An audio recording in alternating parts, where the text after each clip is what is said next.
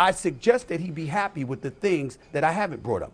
I never brought up really and never really discussed why you were not at Kobe Bryant's memorial service. I never really brought up or discussed why you did not attend Dwayne Wade's Hall of Fame induction when that man was directly responsible for you capturing a championship for the first time in your career. I brought up none of that. I didn't bring up the fact that even though when people had asked, you had alluded to what had happened tragically to your son, and thank God he's okay with his heart condition. I didn't bring up the fact that even though you couldn't go to the Hall of Fame induction of Dwayne Wade weeks earlier, you were out of the country on business. I didn't bring that up. That's your personal business, okay? But the fact is, you wasn't at the Hall of Fame induction of a brother that's going to drastically assist to you being a Hall of Famer because he helped you become the champion that you are, and he was a big brother to you. I brought up none of these things. But LeBron James, at the end of the day, wants to come at me, and he's walking around pouting.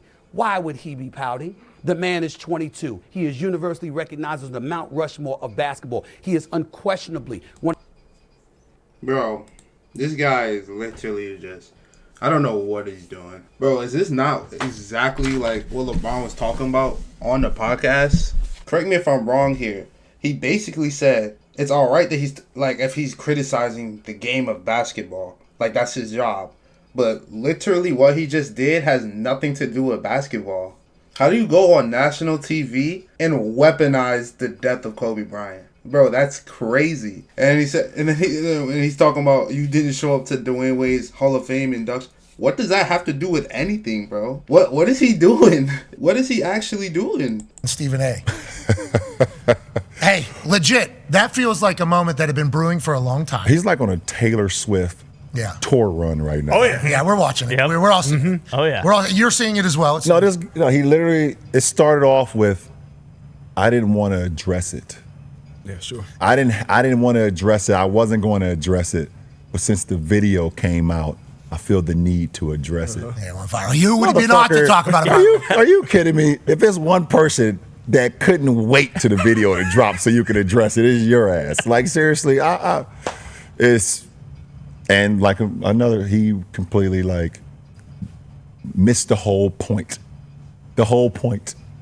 Never would I ever not allow people to talk about the sport, criticize players about what they do on the court. That is your job, to criticize or to, be in a position where, okay, if a guy's not performing, that is all part of the game. That's all part of the game. But when you take it and you get personal with it, it's my job to not only protect my damn household, but protect the players. And I think.